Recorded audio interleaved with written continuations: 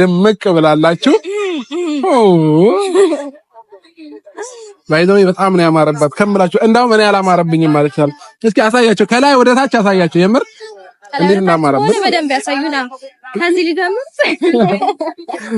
ያምራል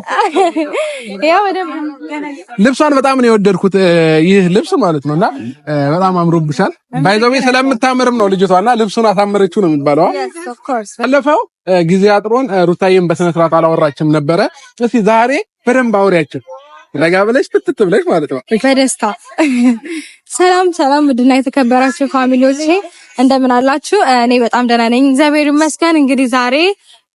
በበዓል እንኳን አደረሳችሁ ይቅርታ እንኳን አደረሳችሁ ሳልላችሁ እንኳን አደረሳችሁ ለጌታችን ለመድኃኒታችን ለኢየሱስ ክርስቶስ የትንሳኤ በዓል በሰላም አደረሳችሁ እያልኩኝ እንግዲህ በዓሉን ደስ በሚል ሁኔታ እዚህ ፈታ ብለን እያከበርን እንገኛለን እንደምታዩን እንደዚህ ምር ብለን ያ እንደዛ እያከበርን እንገኛለን ሲቀጥል ደግሞ ዛሬ እዚህ አብረን ላለነው መልስ ጭምር ነው አላ ሀገር ቤት እንዳለ ሆኖ እዚህ ስለምን ይቅርብን እንዴ ስንት ወዳጅ ስንት ጓደኛ ያለን ከነሱ ጋር ደግሞ ፋሽ ብርቅ ድምቅ ማለት አለብን ብለን እዚህ መልስ ፕሮግራም አለን ማለት ነው እና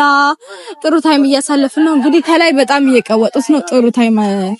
እያሳለፉ ነው ብቻ በጣም ደስ ብሎኛል እወዳችኋለሁ የዛን ቀን ስሜት ግን ሪል በጣም ይለይ ነበር እግዚአብሔርን ነው የምላችሁ እኔ ፎቶም ስነሳ ለብሻለሁኝ በተገቢው መንገድ በተገቢው ሁኔታ ስትለብሱት በጣም ደስ የሚል ስሜት አለው ያስደነግጣል ሰዎች ተሰብስበው ምናምን